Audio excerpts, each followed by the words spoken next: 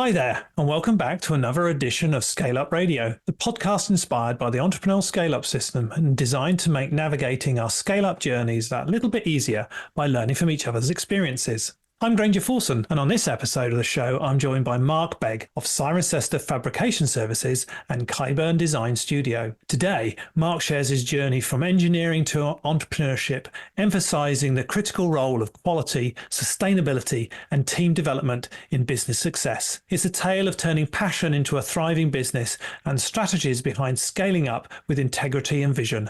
To ensure you don't miss any inspirational future episodes, do subscribe to Scale Up Radio wherever you like to listen to your podcasts. And also, you might like to nominate a guest for Scale Up Radio if you know someone with an interesting scale-up journey to tell. You can find out how in the show notes. So let's now go over and listen to the inspiring journey of dedication and passion to quality, to team development and to strategic growth with Marc Begg.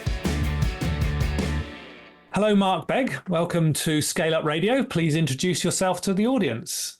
Hi, my name's Marc Begg. I'm the owner and managing director of Cirencester Fabrication Services and Keyburn Design Studio.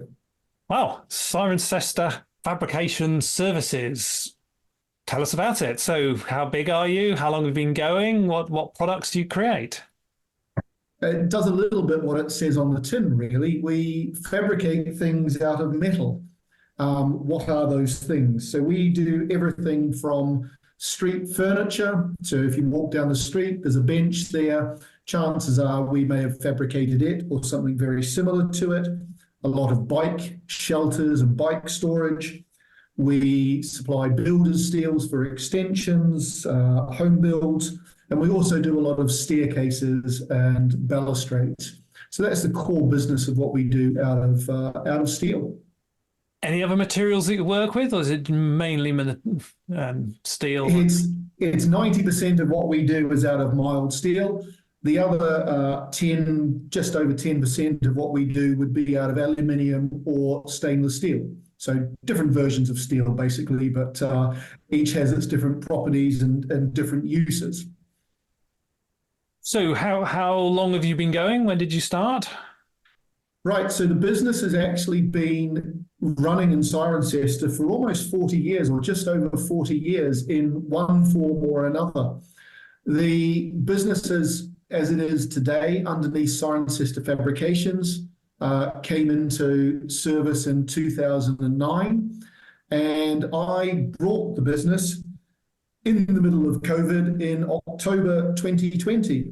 So right in the middle of a global pandemic, just as we were going into recessions and wars and all sorts of other things. So a great time to buy a manufacturing business in this country. Well, I have a passion for manufacturing in the UK, so yeah, any time's a good time. But yeah, no, I can fully appreciate that, and all the implications of cost of materials and everything else that happened post Brexit and post pandemic. Yeah, so it was. I mean, we were lucky in that because we were manufacturing, we were seen as an essential service, so we could actually carry on down. We closed down through the first lockdown as everyone had to, but during the subsequent lockdowns, we were able to stay open. And as a fabrication shop, the team already was set up from social distancing point of view. They all have their own welding bays anyway. They've all got ventilation systems because you have to do that anyway from a health and safety point of view. So actually, we were COVID ready before COVID even hit from that point of view. So how big are you? How many employees? So again, when I took over back in 2020, we were a small team of 7. And over the past 3 years, we've now doubled in size. So we now have 14 people, and we're looking to get up 16, 17 odd over the next year and a bit. Wow, lovely growth. Fantastic. Yeah, considering, as we said, through COVID and a recession, and then especially from a steel industry point of view, the Ukraine crisis 2 years ago when that started, that put steel prices up by just over 25% overnight. So we had our suppliers call up the 2nd of February or whenever it was, and basically said your steel prices have gone up 25%, and they would only hold prices for 24 hours. So it made it very hard for us quoting for jobs 2-3 months down the line when steel prices were fluctuating and going up as quickly as they could. It made for very interesting times. Yeah. I'm glad to say it's now stabilized. They definitely haven't come down much in price, but it's not going up at breakneck speeds like it was. Wow. Yes, I could appreciate that as a rapid change to the environment and how you manage that. So before we drill down into maybe some of those things, tell me about your business model. Okay, so that's quite a range of things: street furniture, staircases, steels for extensions and buildings. So how does it all work? How do you link it all together and make that happen? Yeah, it's an interesting question in that when we look at the business, 60% of our business is what we would call production line business. It's customers that we have got that are repeat customers. Some of them will come in and get the same product made time and time again. So whether that be barriers or bumpers or some of the street furniture is very similar each time. That's what we would call our production stuff. We've got our templates for it and our jigs. We pretty much just then turn those around each time. The other 30% of our business is what you would classify as job shop. And job shop's more of a one-off where somebody will come in and say, I want this. And it will be everything from a very detailed drawing and specifications down to an idea in their mind and to use the old adage, the scribble on the back of a fag packet style of drawing. And that's very much how we've grown this business over that time. Is we like talking to people and we like working with their ideas and designs. One of the strap lines we have is, turning your inspiration into metal. So we like working with people and actually developing a design. So they may just have a thought of it. This is what I'm looking to do. And we'll then develop that idea and then turn that into reality for them. Ah, I like that. Inspiration into metal. Yeah. Yeah, and through working with those clients, you do one thing with them and then they go, oh, I'd also like this and that's then growing the business. And some of that stuff is then turned into more of production where they then want to be able to, have repeat versions of that, or just it's a business and therefore they start coming to us for more and more things to say, oh, we didn't know that you could do that. When I took the business over, I joked that it was one of the best kept secrets in town because I would get people coming in, and for the first 2.5 years or so, I would still get people turning up and going, we never knew you were here, because there was never any marketing or anything else or any even, noise in the market of what they did. So that's definitely one of the first things I started doing was, created a proper website and some social media presence and started, albeit occasionally tweeting and putting Facebook bits up and everything else. So it definitely wasn't a proper coordinated social media go-to-market, but it was something whereby if people searched, they could actually then find us. Whereas prior to that, you could search as much as you want, and unless you went to page 275 on Google, chances are you wouldn't have found us.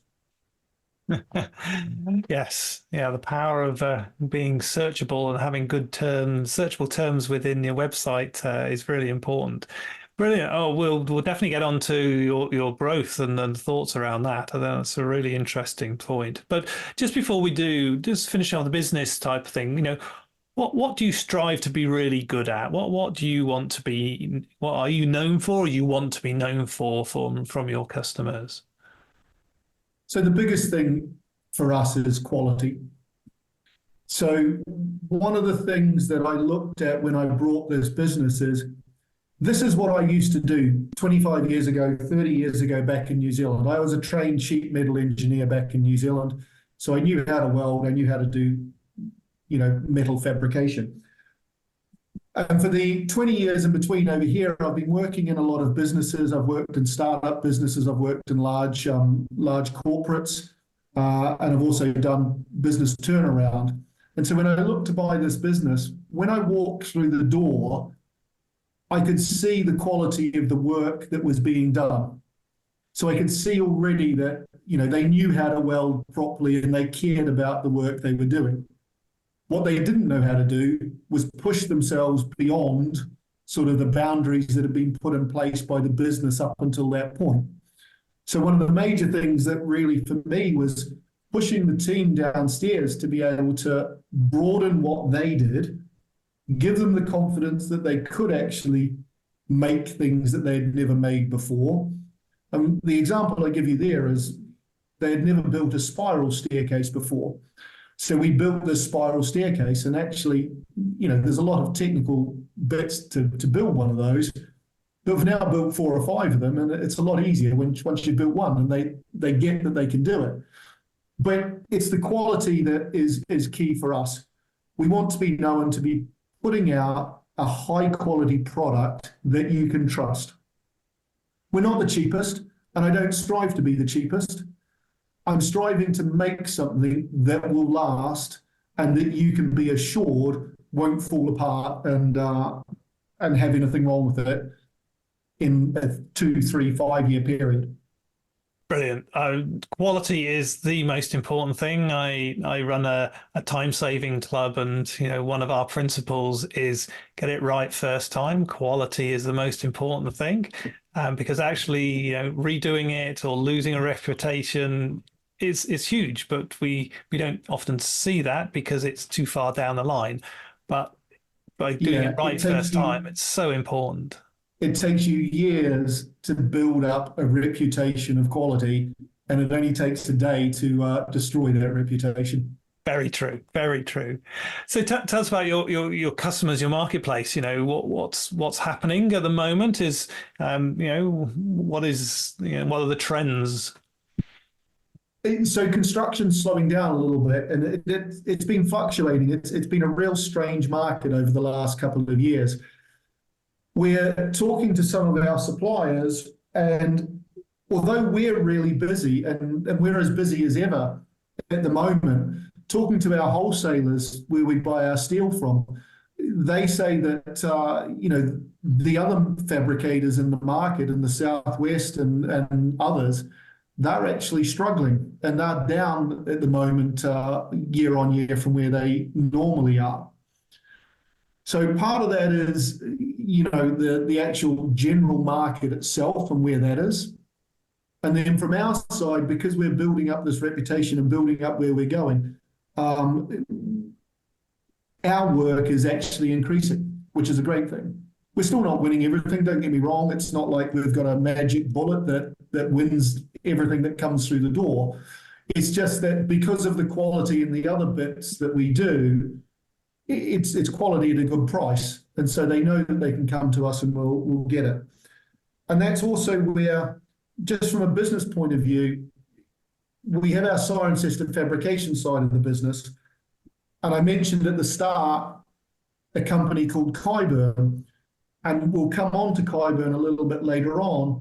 But Keyburn for me is the consumer world.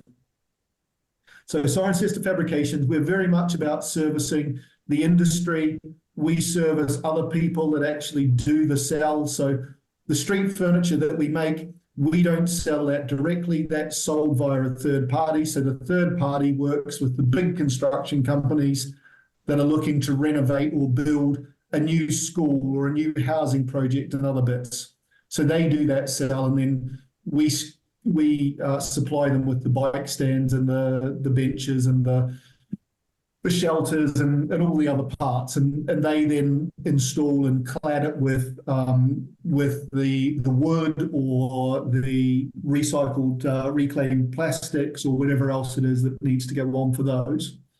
And then a lot of the builders' steels, obviously, we have the local builders come to us for the extension works, and we have private clients that come to us and say, I need I would like a staircase. I would like a steel staircase or something else. And that's both the general public. We are open to the public, but it's also some of the local businesses and landlords come in and say, there's a new building regulation. I need to increase the size of my fire escape or put a new fire escape in, or this balcony is no longer up to the latest specification. Therefore, we need to put a new balcony in to be able to meet specifications, the balustrades and others. Yeah, yeah.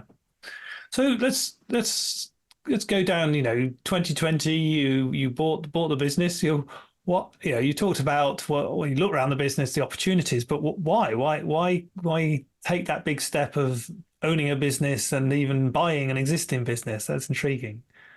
It was my time, in a way, in that I had worked for so many other businesses before, on the big corporate ladders, on the small businesses.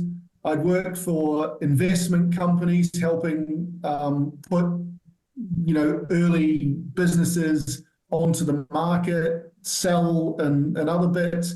I'd done turnarounds, but always for someone else. So I kind of went, it's time I need to do this for myself, under my own steam, with my own money, where my own mouth is, and go, right, what can we do? And I looked at 2 or 3 things. So I looked strongly into renewables and how I could work and buy something in renewables, whether that be solar and heat source and other bits and pieces of it. And it kept coming back of what I could do uniquely to it. And that was around the fabrication side. So even if I had looked at renewables, it would have been, how can I create a shelter that has a solar panel on top, the battery packs are incorporated into the roof and the other bits, and it falls back to somebody has to manufacture it and fabricate it. So it kept on sort of pushing me back towards this fabrication side of things. Cirencester Fabrications came across my table, and I came and had a good look around. And as I said, I could see the quality of it. And I could also see that from a leadership point of view, it hadn't had proper direction or investment for quite some time.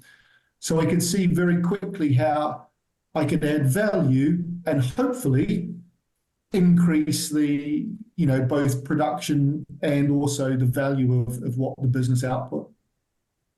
And those ideas have definitely come about. You've gone from 7 to 14. You're looking to recruit beyond there. So what, 3.5, 4 years in, what are the sort of what have been the key challenges? What's been successful and what hasn't been successful? So it's one of those business adages that says, if you're going to fail quickly and then move on. And we haven't done everything right. And there's been several things that I've done where we've fabricated things and we haven't quoted enough for it. So therefore we've lost money on it. But you learn from that for the next time that you do something. And some things, like in all business, some things actually I'm happy to break even on it because of the experience and what we have learned in order to get that experience or get our foot in the door with certain customers. And some of it has been to get into a customer, but other bits has been to fabricate something that we know that we can showcase and therefore win extra business off the back of that showcase. So that's been one of the biggest things for me is when I went in, it was always, I tried not to say no to too much. I was always trying to say yes to it if I could, but there was a caveat in that it had to still be within our niche. It still had to be steel. It still had to be physically what we were doing in our lane, so to speak. Yeah. But I was pushing the boundaries of it, and I was pushing the boundaries of the team as we did it. And some things I won't do again. Some things we're going to steer clear of in how we do them. And I'd originally set around a 18-month to 2-year business plan initially. And the initial bit was, don't lose our key staff, don't lose our key customer, or customers, sorry, and try and stay in the black. And we succeeded in that in the first 18 months, and then we rolled that plan over a little bit further. And we've now just completed year 3, and we've now looked into what our next 3 to 5 year plan is and what the growth and trajectory and business models and everything else is for the next 3 years. So we've sort of taken account of everything that we've learned in the past 3 years, 3 and a bit years, put it into the business model. What are we going to grow? What are we investing in? What are we doing? And the future for us is looking even bigger and brighter. We are projecting another 40% growth for our business into 2025. So that's a massive step for us, or a massive step for any manufacturing company. And one of the key ways to be able to do that is through the consumer-led business, and this is where Keyburn comes into play. So if we carried on just manufacturing for everyone else, if I wanted to double the size of the business, I would have to double the size of the premises, double everything we do, and pretty much be able to do that. It's not an easily scalable business when you fabricate things like we do. However, if we start designing our own products and selling our own products to the market, then we're both manufacturing and retailing them at the same time. So this is where we see the larger growth in the coming year to 2 to 3 years is through the retail side, through our own product range. And it falls back onto the principles of what we had at Cirencester Fabrications. This is high quality products at a high end. So one thing that we're not going to do is we're not going to go and try and compete against the likes of a B&Q, Homebase, Home Bargains, that sort of thing. There's, that end of the market is saturated. It's imported from China and India and all these other places and stuff. And we all know about it and we all go and buy it. And after a year, our fire pit has rusted through, our planters have broken and rusted through. There's just that quality thing. And it comes back to that, if you buy cheap, you buy twice. Yeah. And the one thing that we're doing is we're making sure that the quality that we put out, we're also putting guarantees on things. So anywhere from sort of a 10, 15-year guarantee on some things to a lifetime guarantee on others. Wow, fantastic. So that's quite an interesting, change. Was that in your original idea when you bought the business, or is that something you've nurtured as you've started, getting inside the nuts and bolts of the business, running it, thinking about its future? Well, it's an interesting step forwards. It's come about over time. So I definitely didn't buy the business thinking, in a year's time, 2 years' time, I'm going to create this other brand and nurture it and do what I need to do over there. I always had a growth plan in mind, and I knew that I had to grow the business.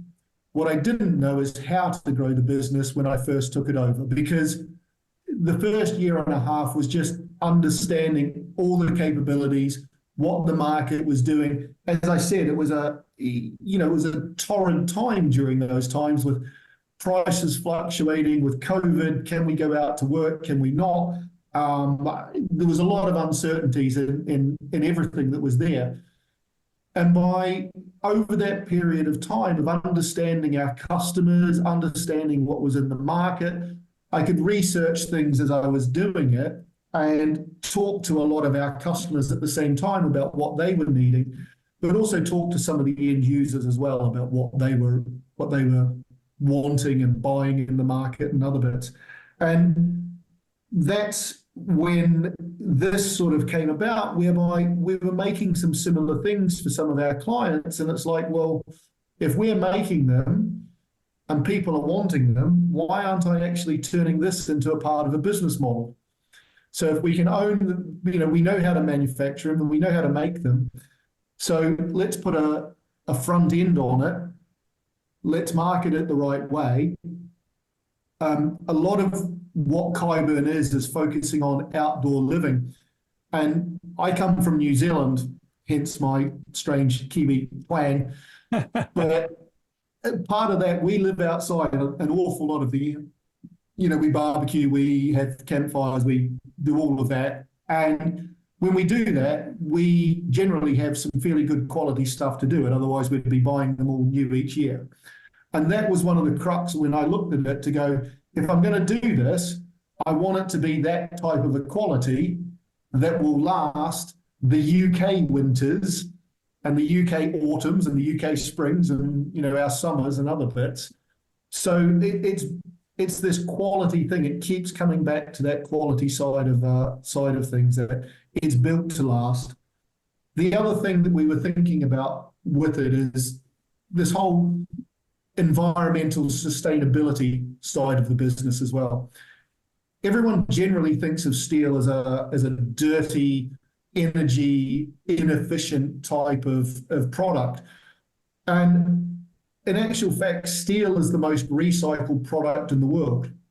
So A, it's the most recycled product in the world, and B, it can be recycled indefinitely. So something that you make today, if you make it today and it's quality, and although you can't see it on the radio, the table that I have underneath me is a mixture of steel and walnut and solid walnut, so proper wood. This desk will be good in 50, 100 years' time. It's not going to fall apart. And there's no other foreign, chemicals and glues and all sorts of other bits in there. This is all about making sure that, the quality products. And if somebody then doesn't want it in 50 years' time, the steel can be recycled back down, the wood can be reused as something else. So this isn't the end of what it actually is. Brilliant. That was absolutely fantastic. Listening to your marketplace, helping understanding what they need, thinking about quality and bringing that together in your new business idea. I look forward to seeing that grow and develop. You've grown, you got 7 employees, to 14 employees now. How have you gone about finding the right type of people? Because you need a very specific skill set at times, don't you? Yeah, you're right. And in this country at the moment, we have a major shortage of qualified tradespeople, and that's across the board in what you would classify as traditional trades. So for me, it's fabricators, welders. It could be there's a shortage of trained carpenters, plumbers, electricians. There's a lot of people doing it, but there's not necessarily those that are fully certified and have their trade as part of it. And we're seeing in the industry, across all the construction industry, that the number of people coming into this and doing apprenticeships is less than the number of people leaving each year. So what we're actually ending up with is we're ending up with actually a widening gap in skills that in the next 4 or 5 years is going to start to cause quite a major problem. The average age of a welder in this country now is 56. So when I'm looking at my business and go, if everyone was that age here, in 10 years' time, I potentially have no one left to be able to do that job. Now, it's not quite as stark as that, because what we're doing is, in order to get to 14 people, I've taken on workshop operatives. So we've taught them how to use the machinery. We've then taught them how to weld. So we're actually bringing on people with the right attitude to then be able to upskill them and train them across the machinery over a period of time.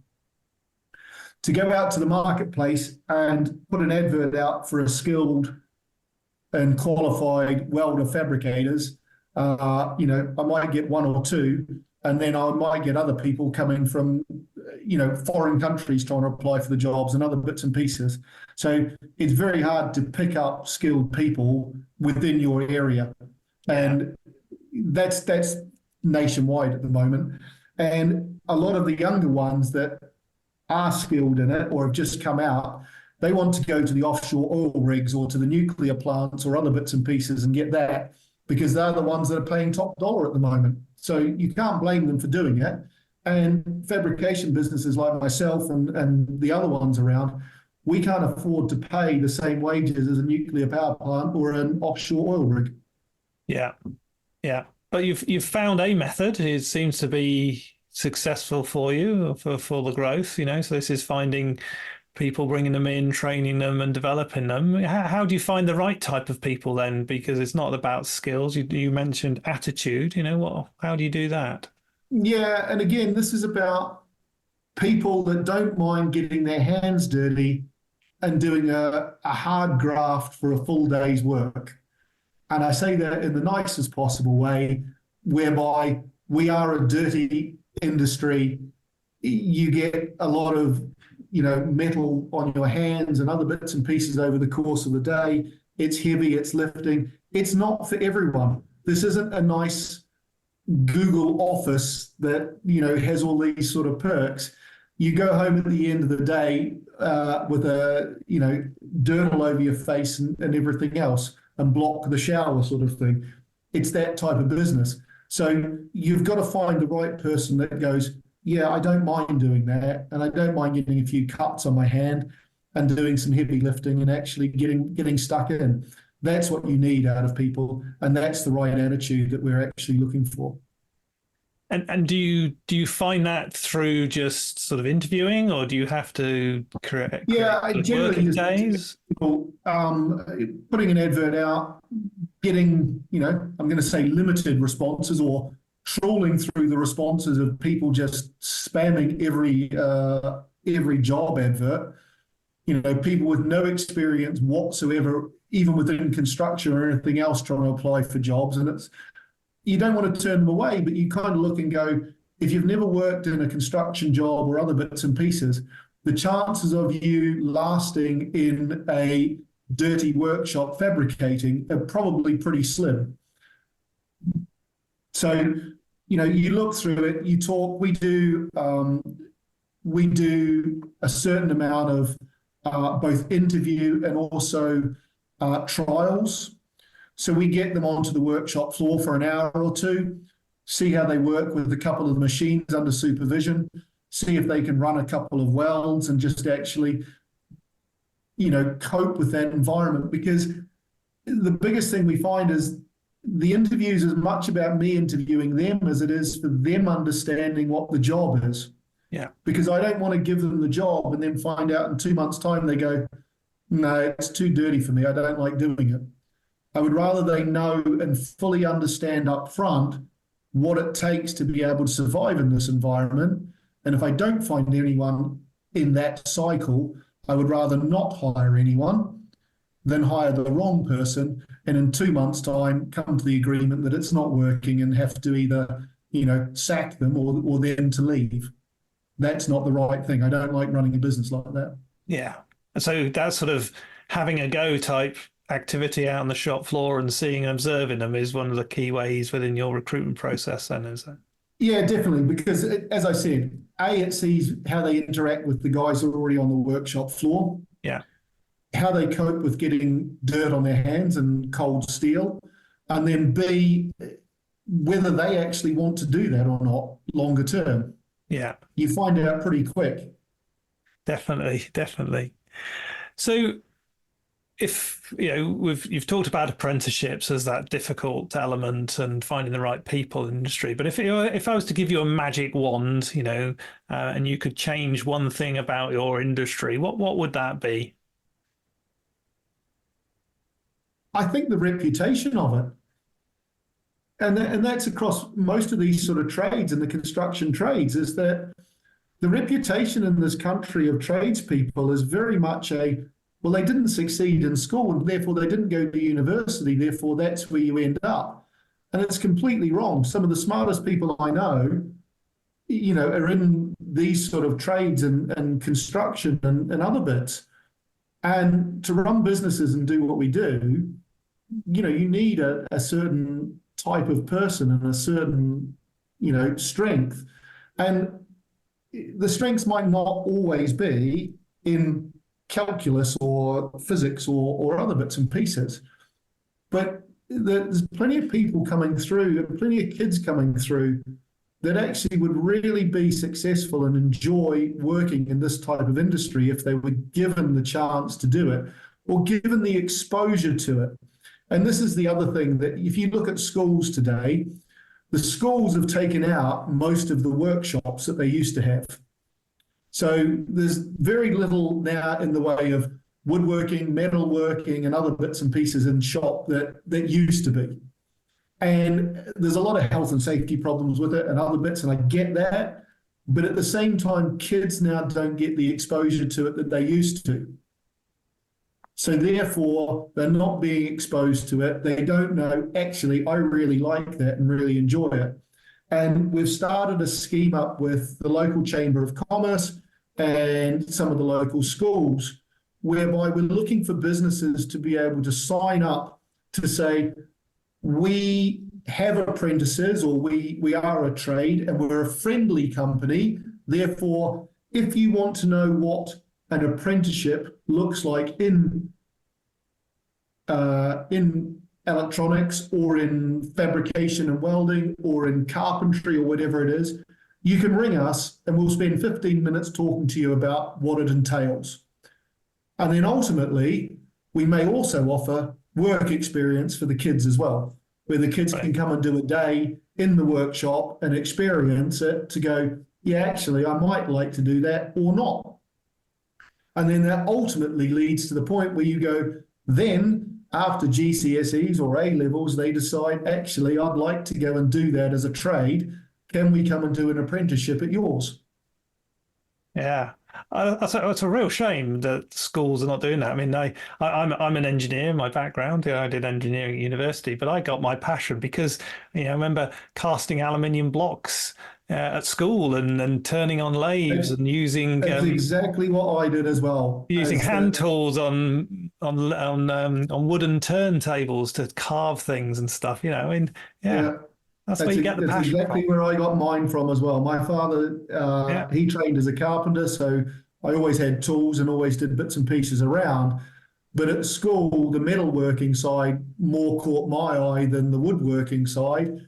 And that was where I then went into, the metalworking trade rather than the carpentry or other bits. Yeah. And I didn't want to follow an academic. And it's interesting because I came back to that at a later point. So I went and did my engineering side. And then in 2000 or 99 or so, I actually when I first came to the UK, I came to do a master's degree in IT. So I came and did an IT master's degree and then worked in IT and around through these different businesses and business transformations and business management over a period of time. And now have joined both of those together in running this business. Fantastic. Well, Marc, let's meet up in 5 years' time and have a coffee, face to face rather than just over Zoom. And we're going to look back at the last 5 years and what's happened both professionally and personally for you to make the next 5 years successful. Yeah, so the next 5 years for me is another busy 5-year period. As I alluded to earlier on, we've already sort of laid the plans for the next 3 years as a business. Next year, we're looking at a 40% year-on-year growth of the business, which is a massive step in any business, let alone ours and the way that is. So there's an awful lot of work to be done in the next 12 months, especially in getting the business ready to actually grow. As I'm sure a lot of your listeners will know, there's different teething stages when you grow businesses. And often you can grow from X to Y reasonably simply, but then at that point to take it to the next level is a big leap actually to get it to the next level. Yeah. And there's those different thresholds as you add more zeros to the back of the revenue. Yeah, we call it the scale-up journey. And the number of people. And I'm at a threshold point at the moment whereby to get that 40% growth, I can't have the same processes that I have at the moment. I can't have all the same back end. So we're changing a lot of that and putting new processes in place now so that when we do have that growth, we're actually ready for it. I think one of the biggest problems that I've seen when I was working in and have seen these problems before is the scale comes before the business is ready for it. And therefore the processes don't work and everything starts failing and falling over. And then you get into a bit of a downward spiral. So one of the things that we're trying to do is get ahead of that, put all those processes in place and everything else. Now, they're not going to be perfect. We know that. We're accepting of that. But we're getting them prepared and ready so that we're not inventing everything as we go along. Yeah, brilliant. Wow, that's fantastic. I really look forward to that coffee. So, I mean, it's been an amazing conversation, as intimated, I'm an engineer and physical stuff is in my blood, came from school just like yourself, really. But fantastic, conversation around, the business, what you do, how you decided to buy the business and how you've used your background and the knowledge you've gained through your experience to prepare for that buying the business, thinking about buying a business and realizing that you are still being drawn to that passion of yours, which is fabrication and building things and making that happen, seeing the business and understanding the passion that you could drive into it based on the most important thing in any business, which is quality. And that really rung through so much of this conversation. How quality is the key thing for any business, not just in manufacturing or in fabrication, but any business, getting it right first time, that attention to detail, making something that lasts and is really really important for the marketplace for its growth. It's been fantastic around that. Yeah, some of the things you've learned from what went wrong, how you've learned from those, how you've used those opportunities to get better. And that's the power of learning. We all think mistakes, we tell each other off, we get annoyed by mistakes, but actually mistakes are there for learning, to grow, to make that happen. You've really talked about that. And what a fantastic plan. 40% growth, whole new business structure with Keyburn. And I love that real attention to detail that you bring to everything you talk about, Marc. And that one thing that, you're building the business ready for the growth, not allowing the growth just to consume it and take it over.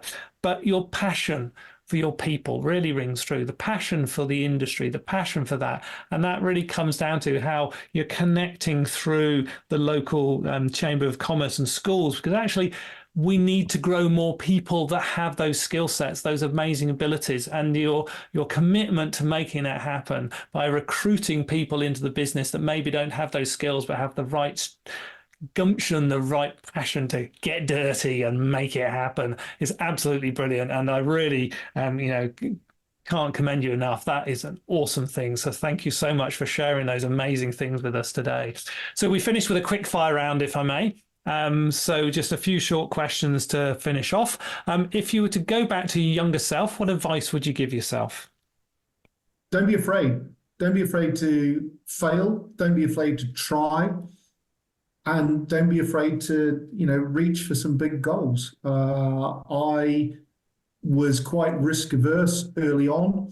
Now, I'm not saying don't be risk sort of aware. There's, with everything, you've got to be aware of what you're doing.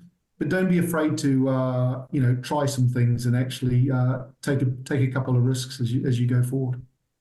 Brilliant. Thank you. Books, any books that you read, any books you would recommend? One of the biggest game changer books for me many years ago was Good to Great, Jim Collins. Yeah. A great book just about running businesses and, what makes a good business as opposed to what makes a great business. There's a huge amount of insight in that book. Brilliant. Thank you. Podcasts, do you listen to any? Do you recommend any? I don't listen to many, no, but the one that I do listen to on a fairly regular basis when I do is an American one called The Fabricator.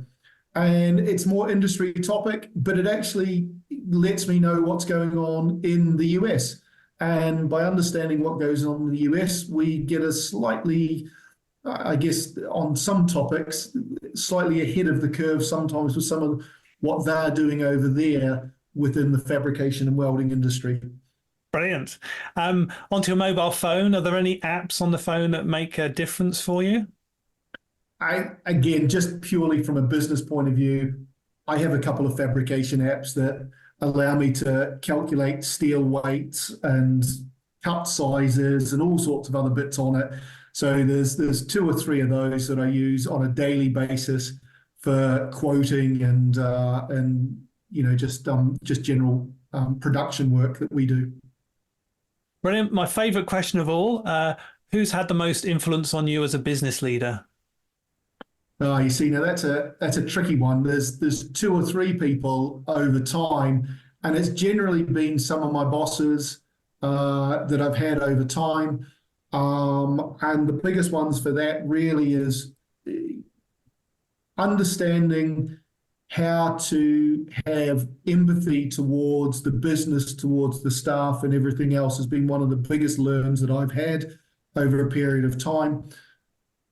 All very well coming up doing engineering. It's a tough world. You were quite hardened to things and other bits.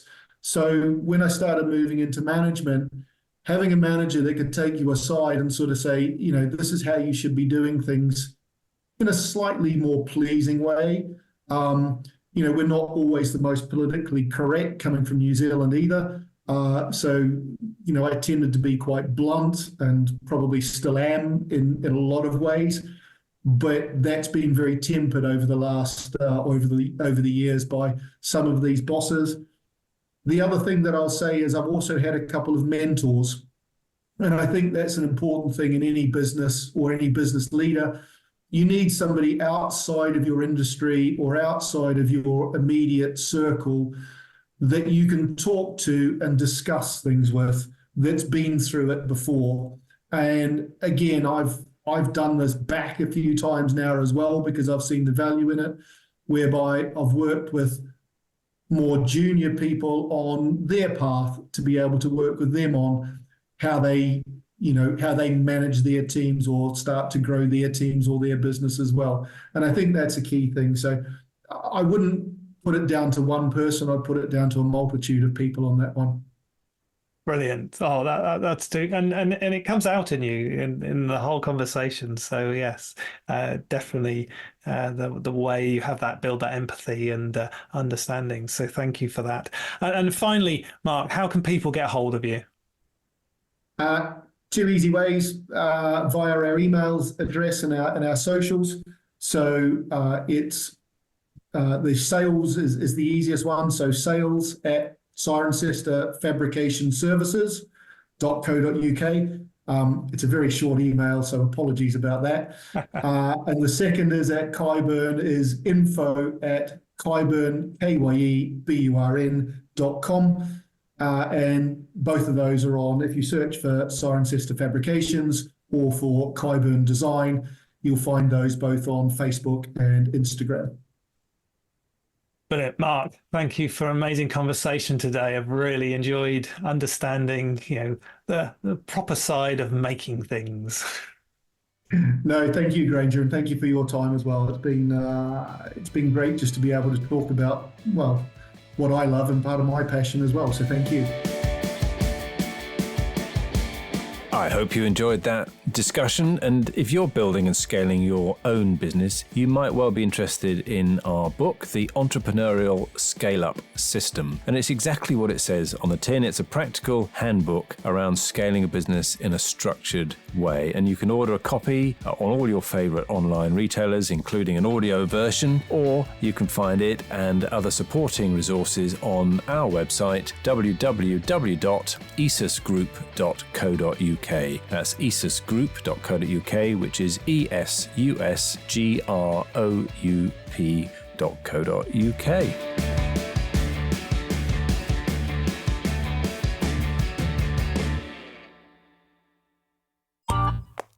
This has been a Monkey Pants Productions podcast.